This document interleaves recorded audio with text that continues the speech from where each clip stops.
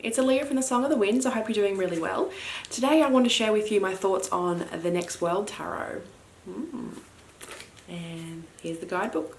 So in today's video, I'll just chat you through some of the sort of key facts about the deck and then what I have noticed to be just absolutely incredible, transformative, you know, tear-jerking, just incredible revelations that I've had with this deck. Normally I would just film an unboxing and leave it at that, but this deck has me so taken that I just wanted to go a little bit deeper today and talk you through my first impressions and what I think is a real standout for this deck.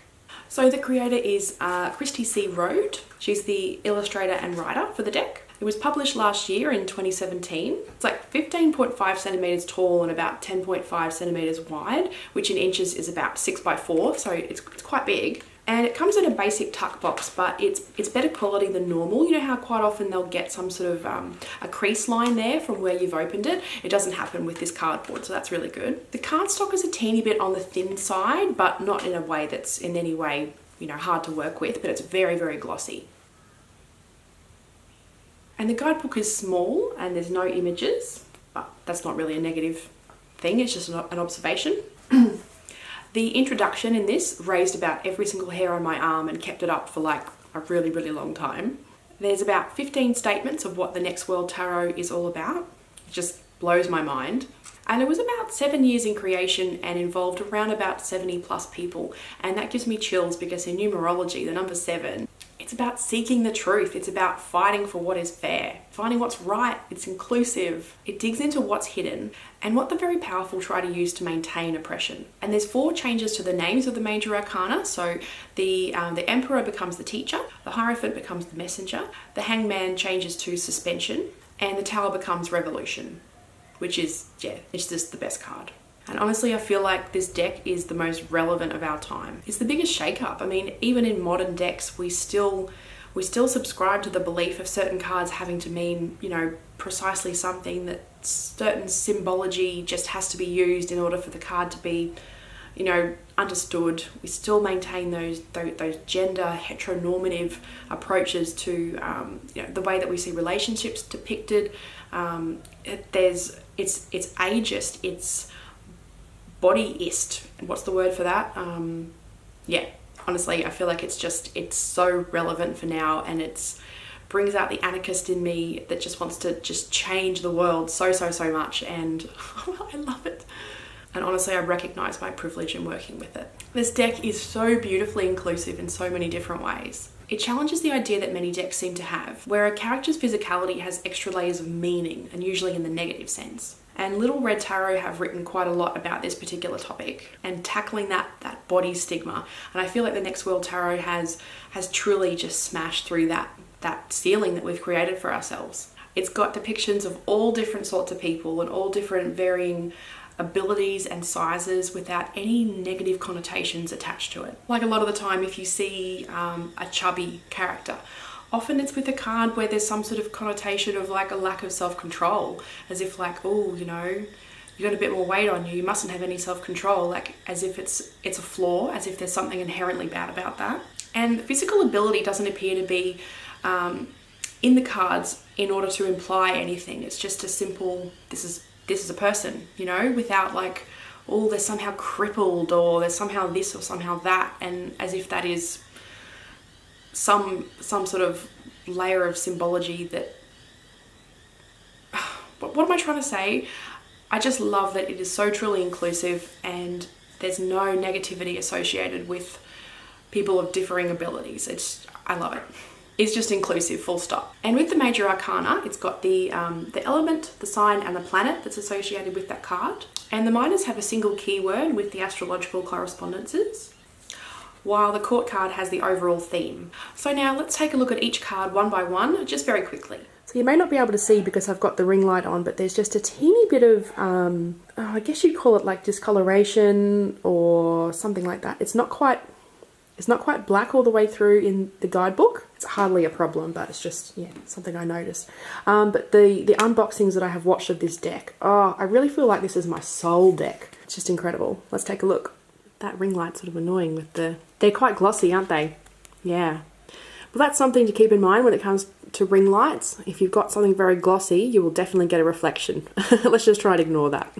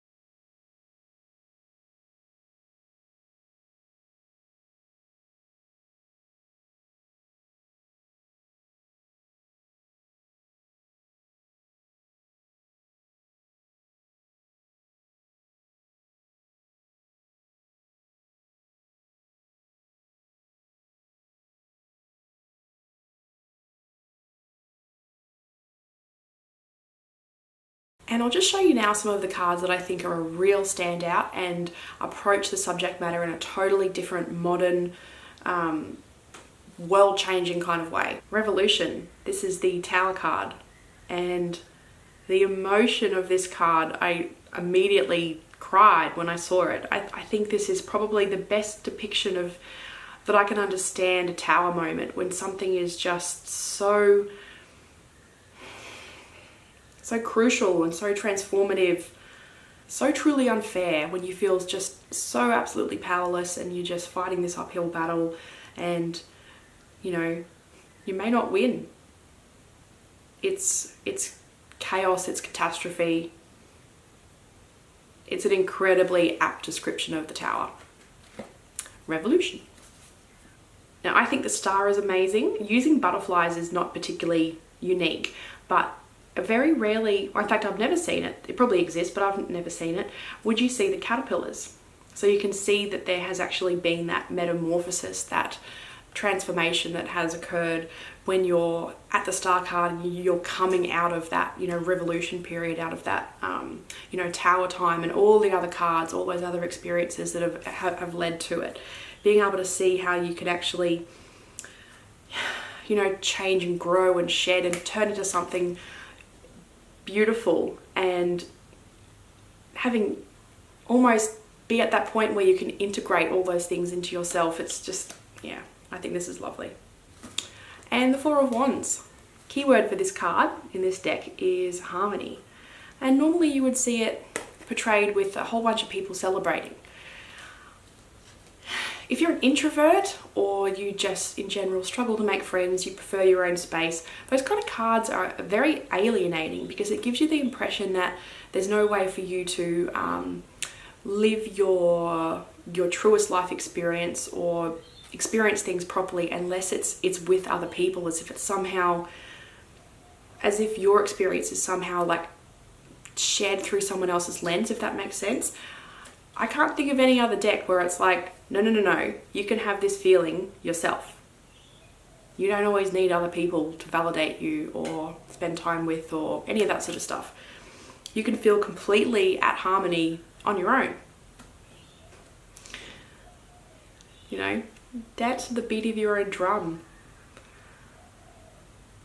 I would love to be in this scene, you know. You've got the wind chimes and the lanterns, and there's forest in the background. You're on this high bridge, high platform, and you can see so many things in the distance, and there's flowers, and you're just playing to the woods. I love it. I love it. Five of Pentacles. It's as if sometimes the Five of Pentacles, as it comes out in like the, you know, Rider-Waite-Smith deck, is like you're kind of silly for having walked past what could be salvation for you, as if like you're somehow, you know, responsible for the fact that sometimes stuff is so shit and fucked up and there's no way out of it, you know, that you're accountable for not having, you know, sought help. But as you can see in this picture, like sometimes things just can't be improved, you know.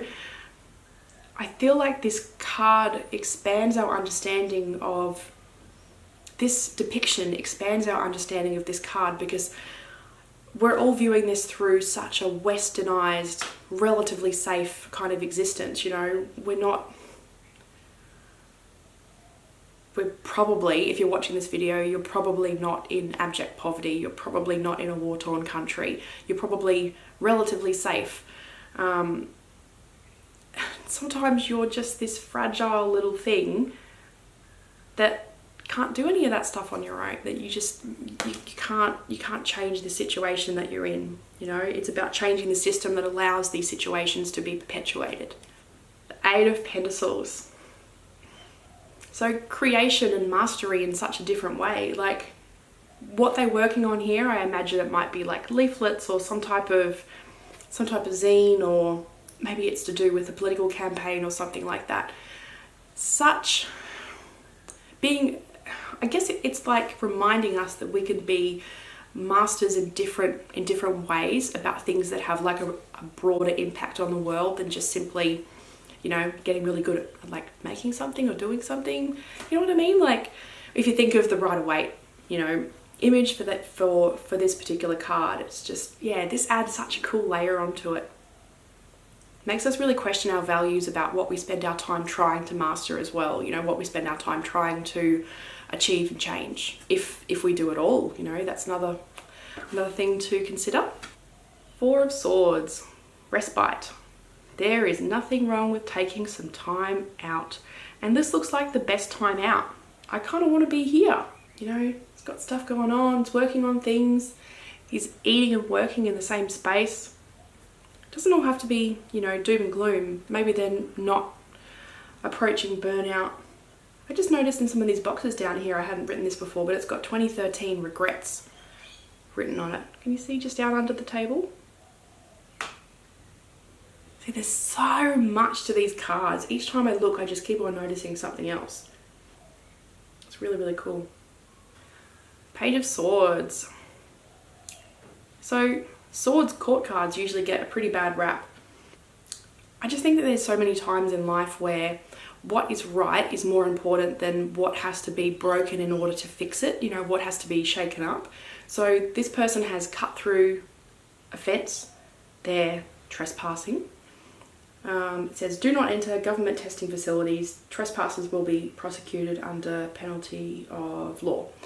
So it's like, fuck it, who cares? This is bigger than what is a law. Sometimes what is textbook right and wrong is the wrong answer. And yeah, it's totally cool to, you know, any means necessary with your words and your actions sometimes. Yeah, think about what you're communicating, what the greater impact of that actually is. Three of Cups. You might have guessed why I like this card. Once again, it's a human person on their own, and they're being enriched and enjoying an experience with other beings, or on their own. You know, Three of Cups is normally three women dancing around with, you know, cups, having some sort of party. And yeah, it doesn't have to be like that. It could just be getting that sort of sense of fulfillment from yourself. And I think if we try and be more internally focused rather than externally focused, we can all benefit from that a bit more. And I mean, in like a positive sense. And finally, the Ten of Cups. If you've been watching me for any length of time, you'll know that the Ten of Cups is my favorite card in pretty much every deck. It's the card that I aspire to the most, that I kind of always go and search for it, you know, in my life. And I just love that, like, home and safety and what is actually valuable to you, what emotionally nourishes you, can look just so completely different from what a textbook experience should look like. You know, it doesn't have to be a government recognized marriage, and it doesn't have to be children, and it doesn't have to be this, and it doesn't have to be that. It can be whatever you want it to be. I just think there's so much love and peace and yes, safety in this card, that it's a really transformative way of looking at the Ten of Cups. And I'm so glad that it's been done like this, because we do just follow so many norms about what we expect that experience to be like. You know, I feel fortunate in so many ways that I didn't watch a lot of TV or movies when I was really young. I was more of an outside kid, so I haven't been programmed by Disney, you know, thinking that happiness looks like this, and, you know, once you find that person and you go off and get married, that like everything is good and everyone else is happy, as if like this happily ever after actually exists, and you don't have to like work for the things that you want to have, you know, in your life, and you don't have to work at relationships, and everyone just falls pregnant and everyone just has babies and it's all super easy for everyone. You know, there's just all this crap and needing to be saved, and oh my god, I'm not a Disney fan, you can probably tell. So yeah, thank you for this wonderful Ten of Cups. I love it so much. So yeah, I think this video has more or less just been like a gush about the Next World Tarot, and as much as I've shown you my favorite cards at this point in time, and you know, shared with you some facts that I found really interesting about the deck, and my personal you know, feelings about some of the cards. I haven't really had a chance to work with it too much yet, but when I do, I think this will be like another video that I just actually have to revisit this deck, and I've got to share with you my, you know, real sort of like working experiences with it, because yeah, I feel like it's actually going to just like change my life. I mean, I'm already pretty political, I'm already like so many different things, but I've always got more to learn, and I love that this actually challenges me and it challenges the way that I see the world. And yeah, it makes me think outside of my little safe Western existence for like the bigger picture. I just love this deck. Well, that's all from me for the moment. Thank you so much for watching. If you haven't already subscribed, I would love you to do so. Give me a like if you enjoyed this video. Maybe leave me a comment below. That's always very encouraging. And thanks again for watching. I will see you next time. Have a lovely day, week, month, whatever it ends up being. And I'll speak to you again real soon. Bye.